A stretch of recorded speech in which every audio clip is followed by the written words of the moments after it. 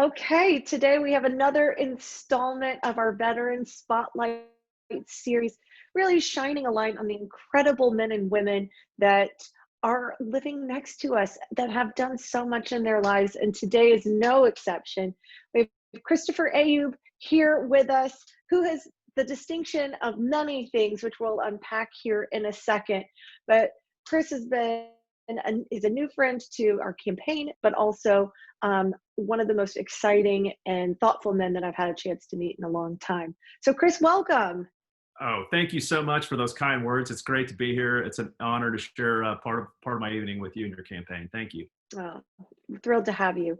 So, Chris was a captain in the Air Force and the Army. So, we're going to unpack that in a moment. But I want to just begin with talking about your time. You've been in the service since 2003 to 2013, but you have the very distinct honor of being named the Cadet of the Year at the Air Force. What does that even entail? How incredible is that? Tell us a little bit about that. Well, thank you. It feels like it was such a long time ago. So the genesis of that award actually was the Royal Air Force wanting to thank the United States for all the service that we provided to them. So they wanted to say thank you. So they put together this award, and it's the top officer candidate from the commission sources. And so they take a look at academics, athletics, and military. I won it at the Air Force Academy level, and then went and competed nationally against other commissioning sources, and fortunately won. And it was exciting, and glad to be able to represent the Air Force Academy in that manner. I mean, that's so cool. No one says that. No one gets to say that, you know? I mean, but also no one gets to also say that they're both an officer in the Air Force and the Army, like air and land, somehow those don't always go together. Can you share a little bit about your perspective and how you became an officer in both branches of the military? Absolutely. In 2006, I was stationed at Ramstein Air Base in right outside of Kaiserslautern, Germany. And I was with a unit called the 1st Combat Communication Squadron, and it was a contingency response unit. Our motto was first in, last out. We would be able to go into an austere environment or a peacetime environment to set up tactical communications, air to ground, and other forms of communication for people to be able to conduct their mission. And so I was forward deployed to Iraq, and I was part of a joint task force, the Multinational Transition Security Command in Iraq. And our job was to train and equip the Iraqi army. At that time, the United States and our alliances had a lot of the security control over Iraq. And so we were training them so that they could be self-sustained, and we would be able to exit the country. It was a great experience to be able to serve my country in a war during that time.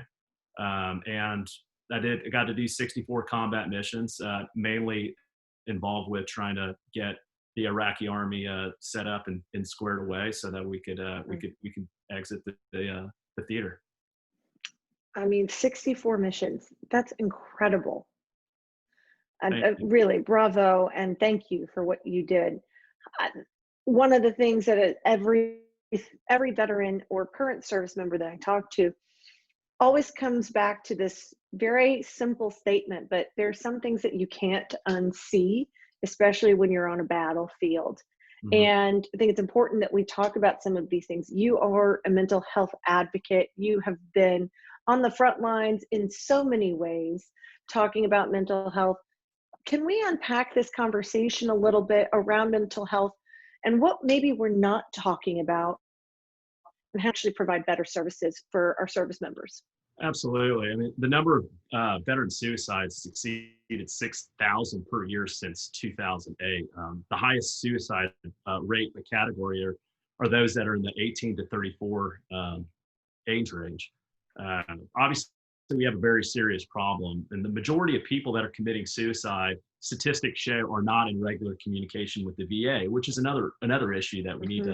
we need to solve for.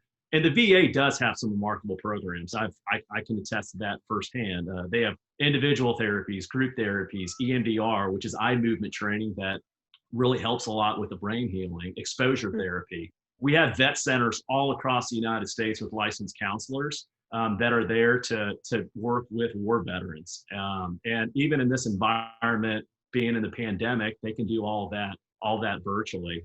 They Yeah. also have products such as Alpha Stems, which you connect to your earlobes, and it's brain stimulation therapy. It sends electronic signals, promotes healing both physically and mentally. Um, and so we really need to promote these services that they have, because again, the statistics show that if that the VA has a very positive impact on our veterans while there's that regular communication happening. And you know, we need to do more than just that.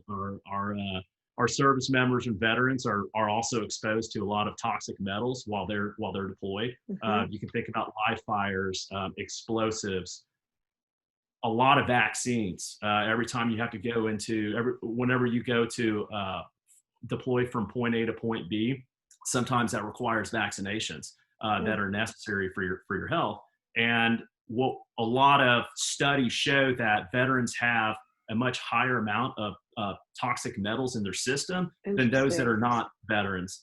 It really is, and we're not Huh. testing our veterans the way we need to test them to identify if they are in that category of having those high metals, because studies and statistics show that that leads to depression and anxiety. And we want to make sure that we're treating people. So if we can reduce their depression and anxiety because of Yeah. toxic metals, rather than maybe go into antidepressants, that might be a helpful way as well too. I mean, we have CBD is another very natural thing that helps out tremendously with our veterans, and a lot of it is just a positive movement. I Yeah. believe that to get out of darkness, I'm an avid martial artist, so I call it the 3-punch combo. But one, we have to know, you have to know your purpose in life. It's what fuels your energy, and we need to help our veterans identify what their purpose.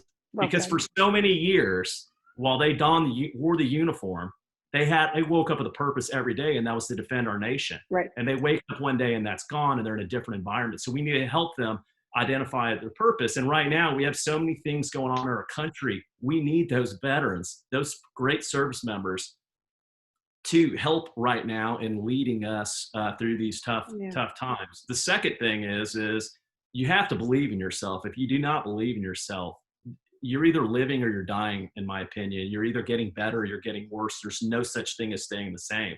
And you have to believe in yourself. There's free applications out there on your phone. One I like to use is called I Am.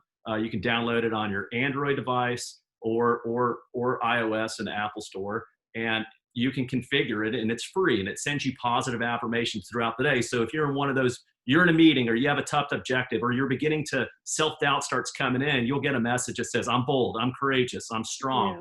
That's And great. it always seems to be the appropriate one at the appropriate time that comes through.